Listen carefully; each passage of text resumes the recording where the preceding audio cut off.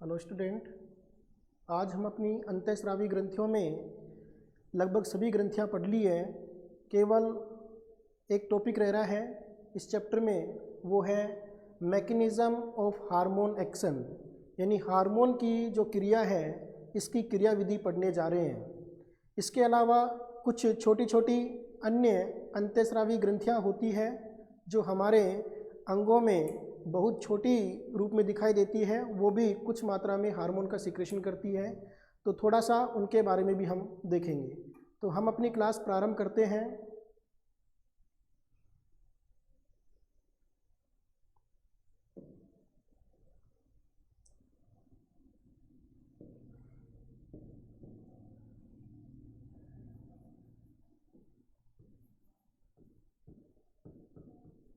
Mechanism of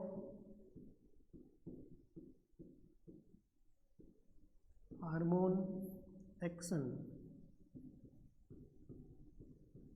mechanism of hormone action, hormone की क्रिया विधि।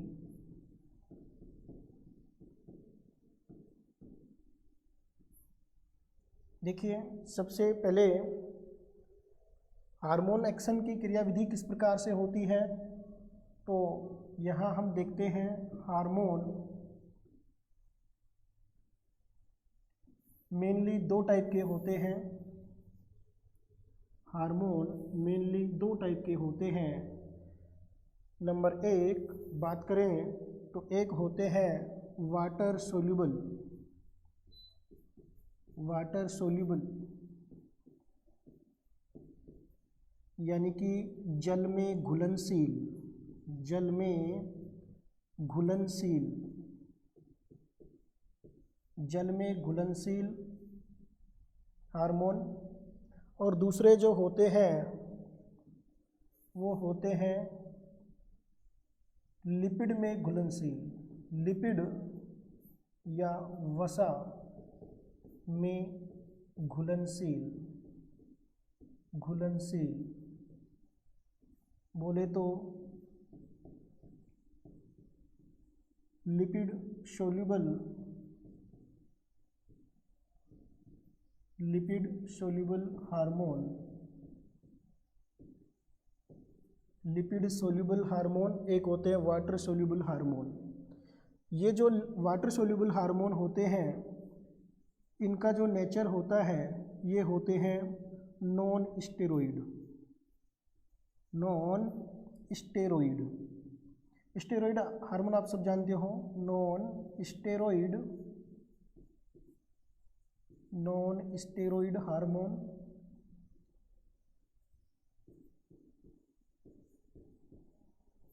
और ये जो होते हैं ये होते हैं steroid hormone, steroid hormone, steroid hormone. तो हम यहाँ पर बात कर रहे हैं किसकी, हार्मोन की क्रिया विधि। तो हार्मोन की क्रिया विधि को पढ़ने से पहले हम देखते हैं कि हार्मोन दो प्रकार से देखे जाते हैं। ऐसे हार्मोन जो जल में घुलनशील होते हैं और ऐसे हार्मोन जो लिपिड या वसा में घुलनशील होते हैं। सामान्यतः यहाँ पर हम पहले किसकी बात करेंगे, वाटर सोल्यूबल जो हार्मोन होते हैं, जल में घुलनशील जो हार्मोन होते हैं वो कैसे होते हैं, वो नॉन स्टेरॉइड हार्मोन होते हैं। अगर इसके एग्जाम्पल की बात करें तो नॉन स्टेरॉइड हार्मोन जो होते हैं वो कौन होते हैं, तो यहाँ पर एग्जाम्पल हम लिखना चाहें जैसे पीयूष ग्रंथि के हार्मोन, जैसे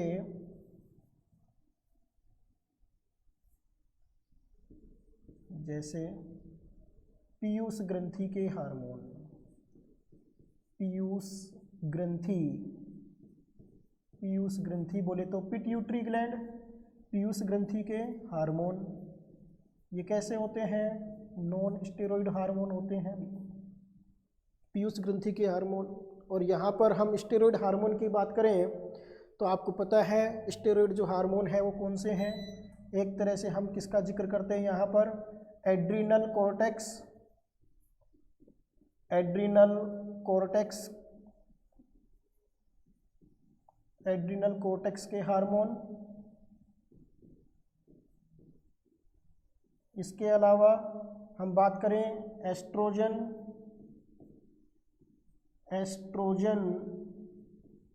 and progesterone hormone. Progesterone hormone ये सब क्या है? स्टेरॉइड हार्मोन है। तो इतनी बात आपको दिमाग में बिठानी है। वाटर सोल्यूबल और लिपिड सोल्यूबल हार्मोन दो टाइप के हो गए हैं, जिसमें हम जल में घुलनशील नॉन स्टेरॉइड हार्मोन, जिसमें पीयूष ग्रंथि के हार्मोन आ गए, और यहाँ स्टेरॉइड हार्मोन में एड्रिनल कोर्टेक्स के हार्मोन एस्ट्रोजन या प्रोजेस्टेरोन हार्मोन के जिक्र हुआ। नेक्स्ट हम चलते हैं, यहाँ पर अगला जो अपना पॉइंट है वो पढ़ने जा रहे हैं हम। यहाँ पर जल में घुलनशील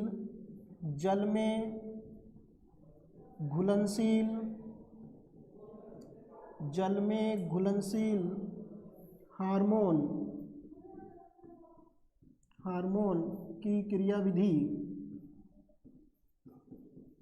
की क्रियाविधि जल में घुलनशील हार्मोन की क्रियाविधि। तो देखिए यहाँ पर जल में घुलनशील हार्मोन की क्रियाविधि हम पढ़ने जा रहे हैं। तो सबसे पहले एक डायग्राम बनाते हैं। यहाँ पर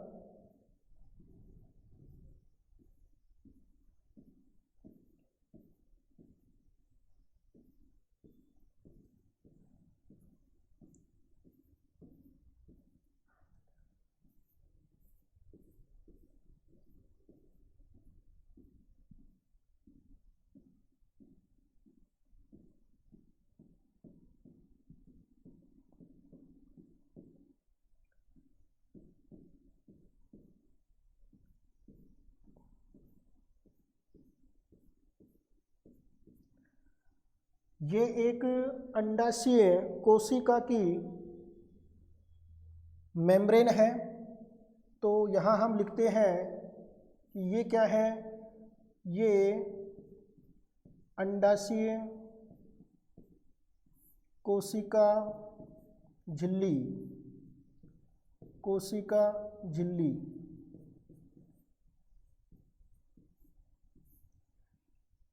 यहाँ पर अगर बात करें, यहाँ जो मैं दिखा रहा हूँ आपको, मानो ये क्या है? ये एक हम बनाते हैं हार्मोन। मानो ये एक हार्मोन है।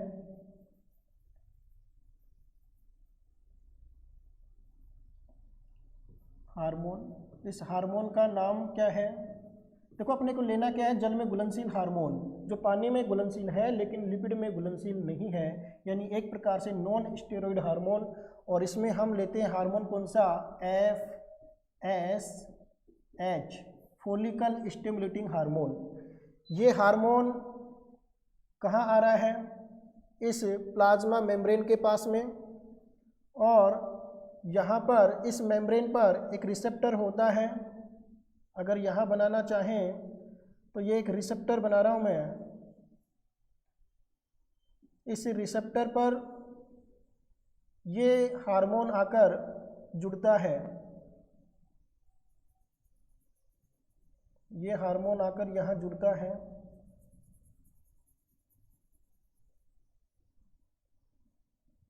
और क्या बनाता है? ध्यान देना, यहाँ पर ये क्या बन जाएगा? अब इसे क्या कहेंगे? इसे बोलते हैं hormone receptor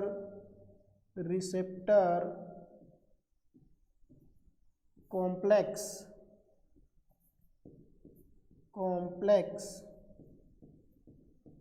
hormone receptor complex यहाँ बन गया। इसके अलावा अब हम यहाँ पर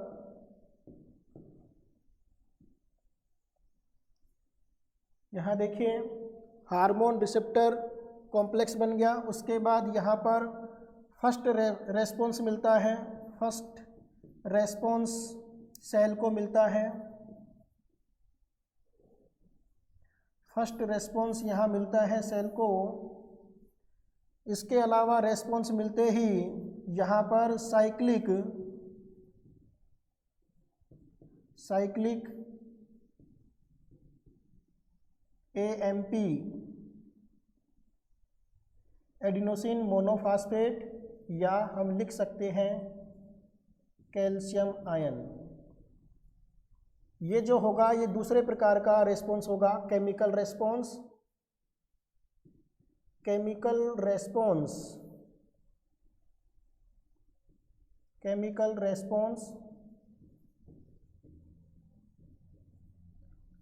रेस्पॉन्स जो कौन सा है, सेकंड रेस्पॉन्स है। और सेकंड रेस्पॉन्स मिलने के बाद यहाँ पर हम आगे बढ़ते हैं। यहाँ एक प्रकार से फिजियोलॉजिकल चेंज होगा।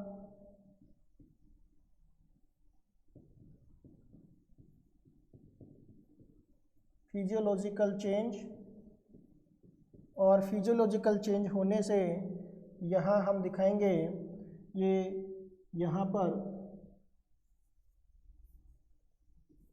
Ovary growth.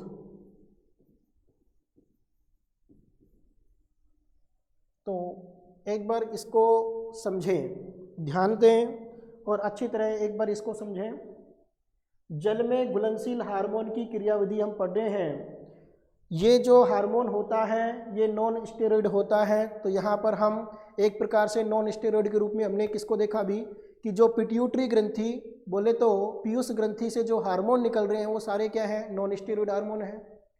इसमें हम एक एग्जांपल ले रहे हैं FSH फॉलिकल स्टिमुलेटिंग हार्मोन। तो यहाँ पर फॉलिकल स्टिमुलेटिंग जो हार्मोन है ये हार्मोन जैसे ही एक अंडाशय कोशिका झिल्ली के पास आता है तो आपको पता है कि ये जो कोशिका झिल्ली है ये किसकी कोशिका झिल्ली है, अंडाशय कोशिका।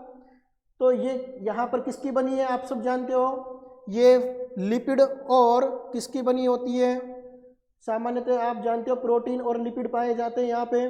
तो लिपिड है तो ये लिपिड के लिए तो सोल्यूबल होती है, लेकिन ये लिपिड प्रकृति का नहीं है, नॉन स्टेरॉइड होता है। तो इसके लिए क्या है, ये एक प्रकार से इम्परमेबल है, यानी एक प्रकार से अपारगम्य है। तो ये हार्मोन यहाँ से पार नहीं कर सकता क्योंकि झिल्ली कैसी है, अपारगम्य, इम्परमिएबल। तो यहाँ से जैसे ही इस कोशिका झिल्ली के ऊपर जो रिसेप्टर्स पाए जाते हैं, ग्राही स्थल जो होते हैं जो हार्मोन को ग्रहण करते हैं, यहाँ आके हार्मोन इस झिल्ली के ग्राही स्थल से आकर जुड़ जाते हैं और क्या बनाते हैं, हार्मोन रिसेप्टर कॉम्प्लेक्स बनाते हैं, HRC, हार्मोन रिसेप्टर कॉम्प्लेक्स। जैसे ही हार्मोन रिसेप्टर कॉम्प्लेक्स यहाँ बनता है तो कोशिका के अंदर, देखो ये पूरा एक सेल मेम्ब्रेन है, तो अंदर पूरा क्या है, ये कोशिका के अंदर साइटोप्लाज्म भरा हुआ है और ये सारी क्या है वहाँ पर एक प्रकार से क्रिया हो रही है। यहाँ पर मानो ये क्या है, साइटोप्लाज्म भरा हुआ है यहाँ पर, और यहाँ से इसके जुड़ने से यानी HRC बनने पर यहाँ फर्स्ट रेस्पॉन्स प्राप्त होता है सेल को, और जिसके कारण यहाँ ऊर्जा की आवश्यकता हुई। साइक्लिक AMP और कैल्शियम आयन ये एक प्रकार से फर्स्ट रेस्पॉन्स के बाद एक्टिव होते हैं। यहाँ पर AMP, साइक्लिक AMP बोले तो जैसे हम ATP पढ़ते हैं, ऐसे ही AMP जिसका पूरा नाम क्या है, एडिनोसिन मोनोफास्फेट या कैल्शियम आयन, इसके चक्रण होने से केमिकल रेस्पॉन्स प्रारंभ होता है। यानी कि फर्स्ट रेस्पॉन्स यहाँ पर HRC बनने पर और सेकंड रेस्पॉन्स यहाँ पर साइक्लिक रन करने पर केमिकल रेस्पॉन्स प्राप्त हुआ। इसके रन करने से फिजियोलॉजिकल चेंजिंग आती है, यानी कि एक अंडाशय की कोशिका में एक प्रकार से फिजियोलॉजिकल चेंज होते हैं और ओवरी ग्रोथ होती है। अब आपको पता है अच्छी तरह से कि FSH फॉलिकल स्टिमुलेटिंग हार्मोन, नाम से स्पष्ट है, फॉलिकल बोले तो अंडाशय के अंदर जो फॉलिकल बनते हैं, primary follicle, secondary follicle and tertiary follicle and last Graafian follicle. ये सारे फॉलिकल जो बनते हैं उसके लिए जिम्मेदार कौन है, FSH, क्योंकि इन फॉलिकल को प्राथमिक फॉलिकल को द्वितीयक फॉलिकल में और तृतीयक को ग्राफियन फॉलिकल में बदलने का काम FSH फॉलिकल स्टिमुलेटिंग हार्मोन का ही होता है। तो यहाँ से एक प्रकार से हम ये देख रहे हैं कि अंडाशय के अंदर ये फॉलिकल ग्रो करेगी तो इस हार्मोन की वजह से, और ये हार्मोन यहाँ पर रिसेप्टर जो है उसके साथ जुड़ता है, जिसके कारण ये रेस्पॉन्स मिलता है और follicle primary follicle, secondary follicle, tertiary and Graafian follicle में चेंज होती है और ओवरी की क्या हो जाती है, अंत में ग्रोथ हो जाती है, वृद्धि हो जाती है। तो एक प्रकार से हमने ये जल में घुलनशील हार्मोन की क्रियाविधि पढ़ी है। तो हम आशा करते हैं कि आपकी ये बात समझ में आ गई होगी। यहाँ पर ये अंडाशय की एक कोशिका झिल्ली जो हम बोलते हैं, ये अंडाशय कोशिका की झिल्ली है जो फास्फोलिपिड और प्रोटीन की बनी है, लेकिन हार्मोन एक नॉन स्टेरॉइड है जो इस लिपिड के लेयर को पार नहीं कर सकता, इसलिए रिसेप्टर से जुड़ता है। जुड़ने के बाद फर्स्ट रेस्पॉन्स मिला और साइक्लिक AMP रन करने से केमिकल रेस्पॉन्स बना, जिसके कारण फिजियोलॉजिकल चेंज हुआ, बोले तो ओवरी में ग्रोथ हुआ। इस प्रकार से ये हार्मोन एक्शन कर रहा है। सामान्यतः जो हार्मोन आपको दिख रहा है FSH, ये कहाँ से निकला होगा, तो हम बात करना चाहें, ये हार्मोन एक प्रकार से आपकी जो ब्लड वेसल्स होती है, रक्त वाहिका जो होती है, इस रक्त में हार्मोन होता है और ये एक हार्मोन एक ग्राही स्थल के पास आता है और इस प्रकार एक्शन को पूरा करता है। तो ये हमने पहला वाला इसका मैकेनिज्म देखा है, जो जल में घुलनशील हार्मोन की क्रियाविधि है उसके बारे में हमने देखा है। आगे हम बढ़ते हैं। अब हम पढ़ते हैं लिपिड या वसा में घुलनशील हार्मोन, घुलनशील हार्मोन की क्रियाविधि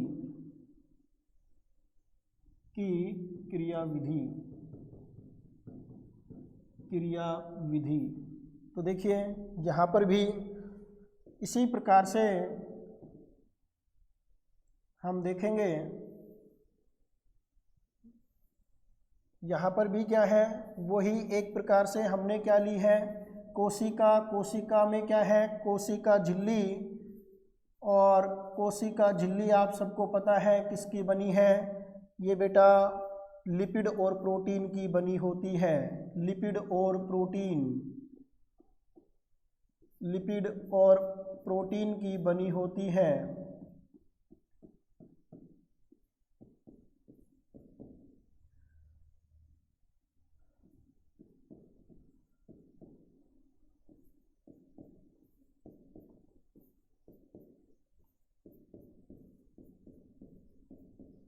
तो देखिए यहाँ पे ये एक प्रकार से जो हम ले रहे हैं, तो ध्यान रखना यहाँ लिपिड और वसा में घुलनशील हैं।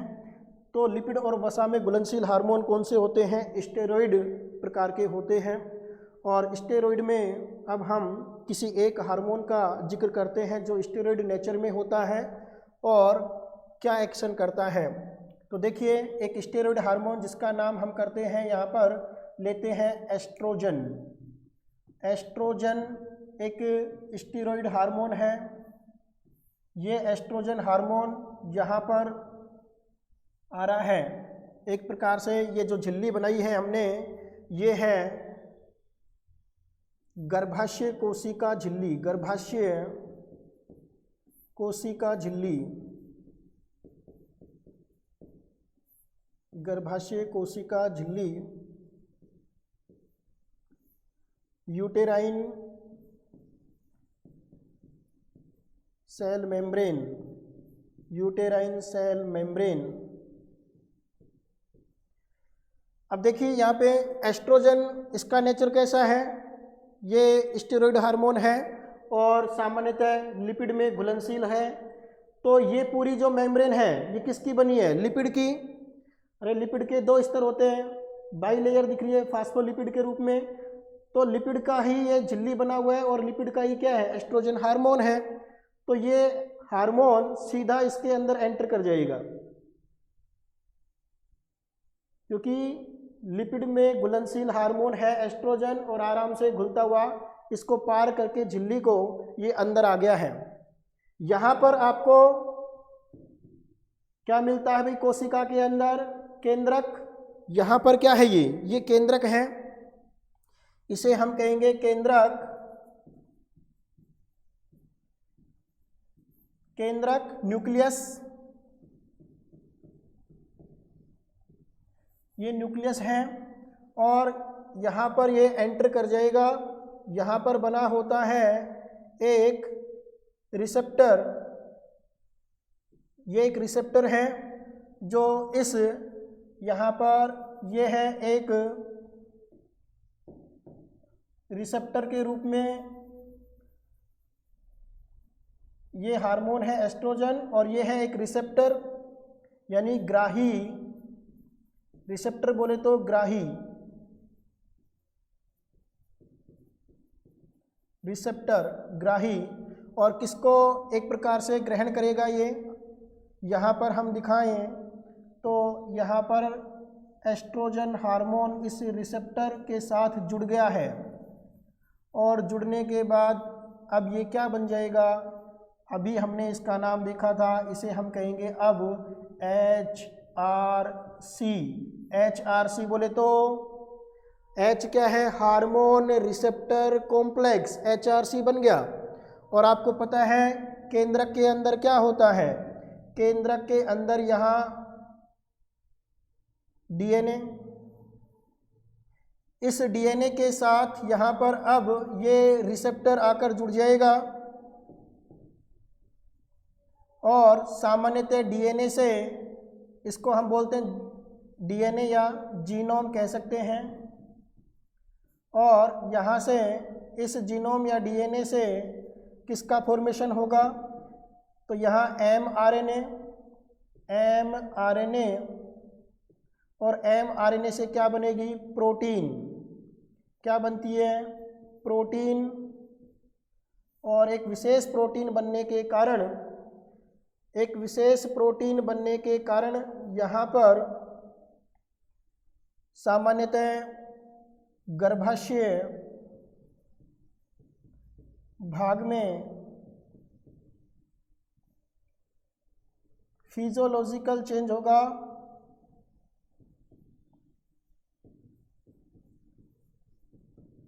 फिजियोलॉजिकल चेंज, यहाँ पर फिजियोलॉजिकल चेंज होगा क्योंकि आपको पता है एस्ट्रोजन हार्मोन यूट्रस के अंदर एक प्रकार से एंड्रोमीट्रियम को डेवलप करता है, बना के रखता है। अर्थात गर्भाशय में परिवर्तनशीलता के लिए उत्तरदायी होगा, के लिए उत्तरदायी।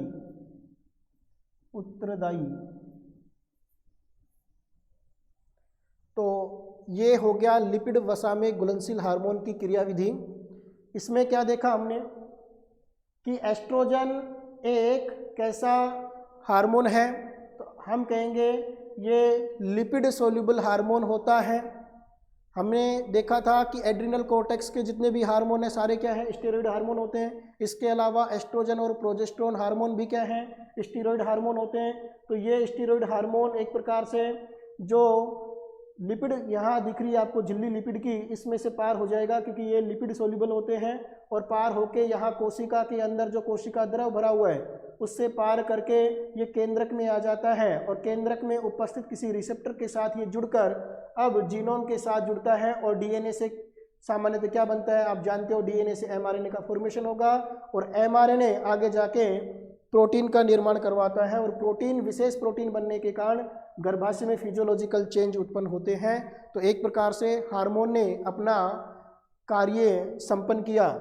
तो हमने यहाँ पर सामान्यतः एक तो जल में घुलनशील हार्मोन की क्रियाविधि देखी है और एक हमने यहाँ पर सामान्यतः वसा में घुलनशील या लिपिड में घुलनशील हार्मोन की क्रियाविधि पढ़ी है। तो ये दोनों हार्मोन की क्रियाविधि से संबंधित हैं। अब हम कुछ छोटे छोटे अन्य हार्मोन जो अन्य भागों से निकलते हैं उनके बारे में पढ़ने जा रहे हैं। तो देखिए,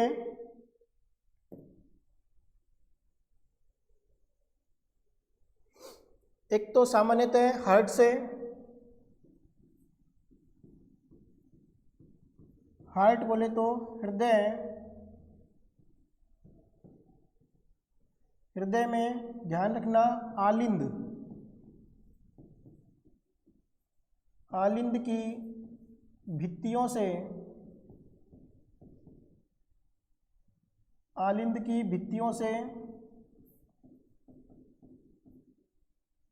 एक हार्मोन निकलता है, एक हार्मोन निकलता है जिसे ANF, एट्रियल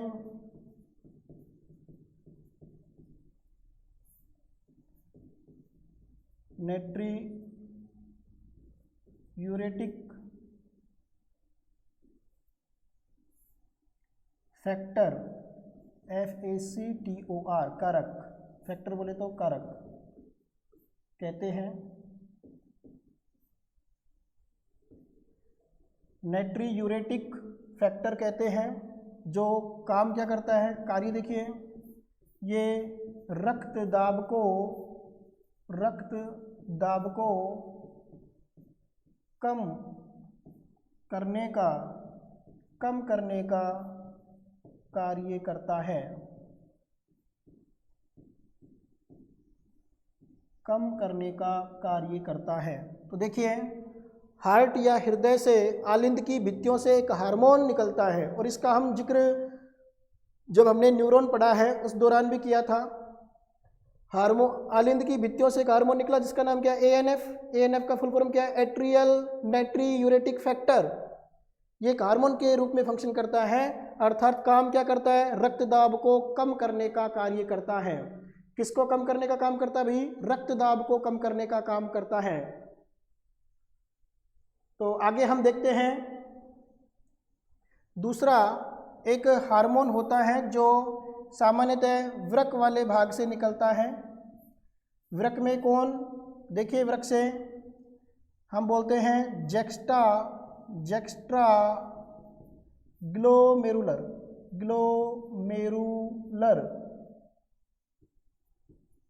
जेक्स्ट्रा ग्लोमेरुलर भाग, यहाँ से सामान्यतः एक हार्मोन निकलता है,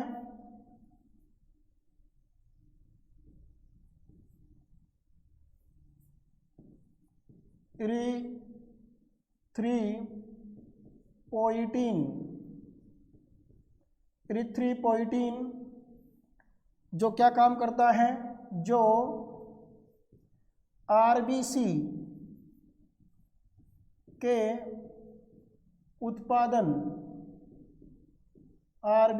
उत्पादन को प्रेरित करता है, आरबीसी के उत्पादन को प्रेरित करता है।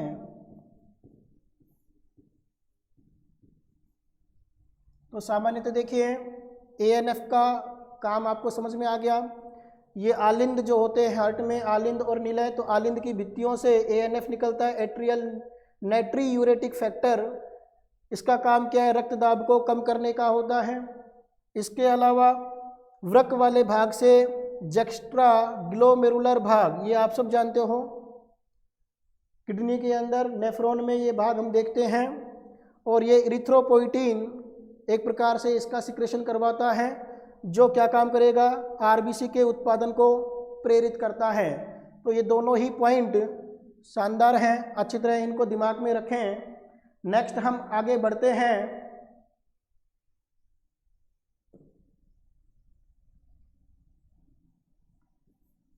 जठर आत्र पथ तो जठर आंत्र पथ में भी कुछ हार्मोन का सिक्रेशन होता है जो अल्प मात्रा में निकलते हैं।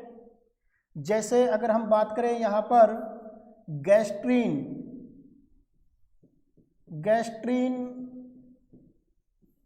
हार्मोन, ये गैस्ट्रीन हार्मोन जठर ग्रंथि के ऊपर एक्शन करता है, जठर ग्रंथि के ऊपर एक्शन करता है, जठर ग्रंथि पर कार्य करता है।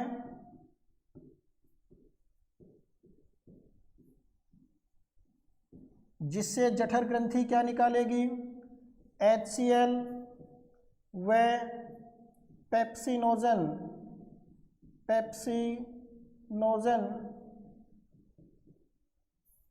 HCl व पेप्सिनोजन को प्रेरित करती है। तो सामान्यतः देखिए आप यहाँ पर जठर आंत्र पथ से गैस्ट्रीन हार्मोन निकलता है और जो आंत्र बोले तो आमाशय और आंत्र वाला जो पथ है उसमें आमाशय में जठर ग्रंथियां पाई जाती हैं और जठर ग्रंथियों पर ये गैस्ट्रीन एक्शन करके जठर ग्रंथियों से HCl और पेप्सिनोजन हार्मोन को निकलने के लिए प्रेरित करता है। तो कौन सा हार्मोन जठर आंत्र पथ में उपस्थित होता है, गैस्ट्रीन हार्मोन। तो ये गैस्ट्रीन हार्मोन इस प्रकार से वर्क करेगा। दूसरा है एक हम बात करें तो सेक्रेटरीन हार्मोन।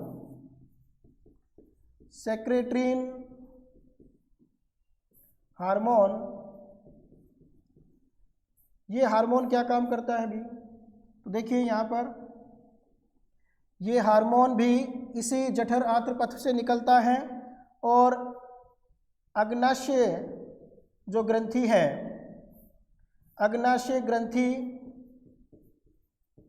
के बाह्य भाग पर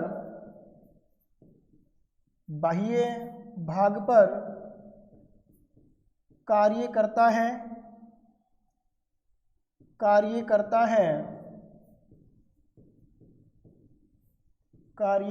है एवं H2O जल व बाइकार्बोनेट HCO3 माइनस के अवशोषण को प्रेरित करता है।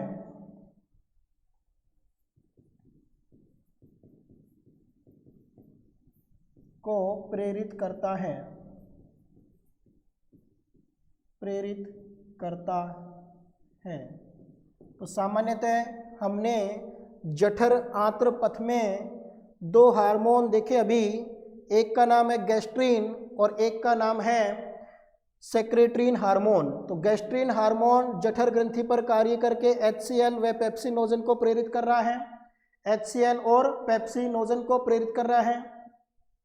दूसरा है सेक्रेटरीन हार्मोन जो अग्नाशय ग्रंथि के बाह्य भाग पर कार्य करता है एवं पानी बोले तो H2O और बाइकार्बोनेट के अवशोषण को प्रेरित करता है। तो ये दोनों ही हार्मोन आपको दिमाग में रखने हैं। एक और हार्मोन है इसमें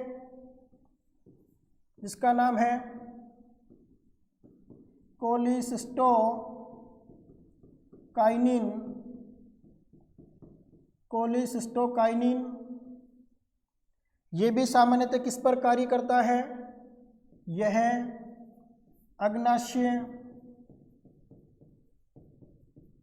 अग्नाशय ग्रंथि पर कार्य करता है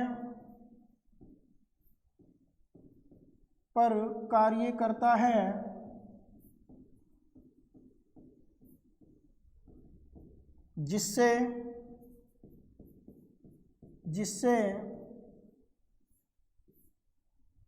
अग्नाशय रस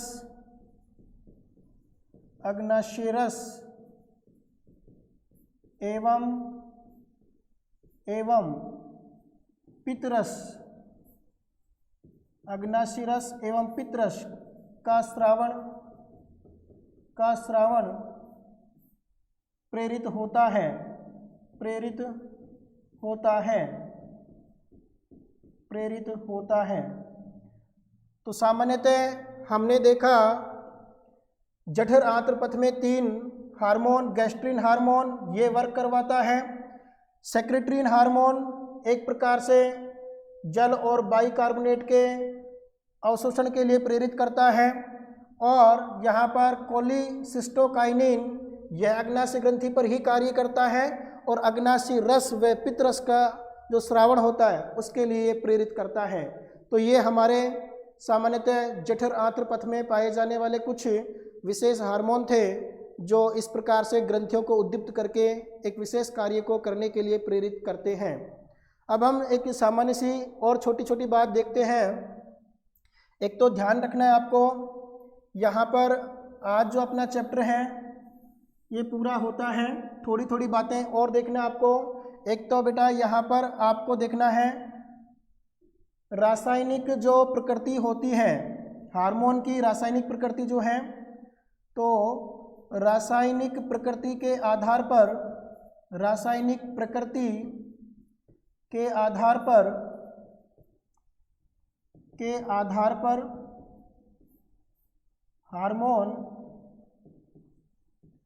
हार्मोन 4 प्रकार के होते हैं।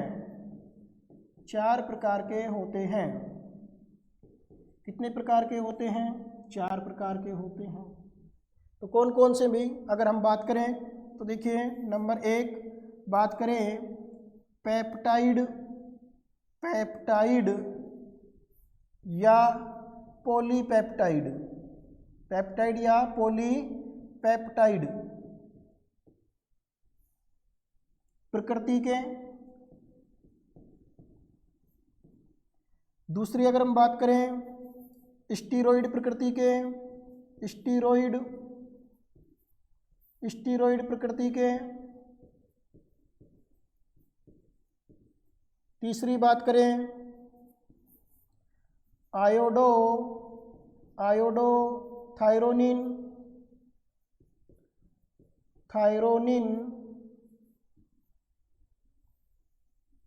और चौथा अगर हम बात करें एमिनो अम्लों के व्युत्पन्न, इसको आगे लिखते हैं। ये हो गया आयोडोथायरोनिन और चौथा पॉइंट जो बनता है एमिनो अम्लों के व्युत्पन्न, एमिनो अम्लों के व्युत्पन्न। तो यहाँ पर अगर हम बात करें पेप्टाइड या पॉलीपेप्टाइड प्रकृति के कौन से होते हैं, तो ध्यान रखना जितने भी पीयूसी हार्मोन हैं, पीयूसी हार्मोन, सारे पीयूसी हार्मोन किस नेचर के हैं? पेप्टाइड या पॉलीपेप्टाइड नेचर के हैं। स्टीरॉइड हार्मोन में किसका जिक्र होगा भी ध्यान रखना। अभी मैंने थोड़ी देर पहले ही बात की है स्टीरॉइड कौन कौन से हैं, तो आप क्या लिखेंगे? एड्रिनल कॉर्टेक्स वाले, एड्रिनल कॉर्टेक्स के हार्मोन, एड्रिनल कॉर्टेक्स के हार्मोन। इसके अलावा एस्ट्रोजन और प्रोजेस्टेरॉन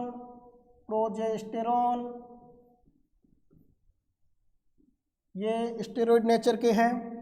आयोडोथायरोनिन इसका एक ही एग्जाम्पल आता है, आप जानते हो। आयोडोथायरोनिन का एग्जाम्पल की बात करें तो थायराइड हार्मोन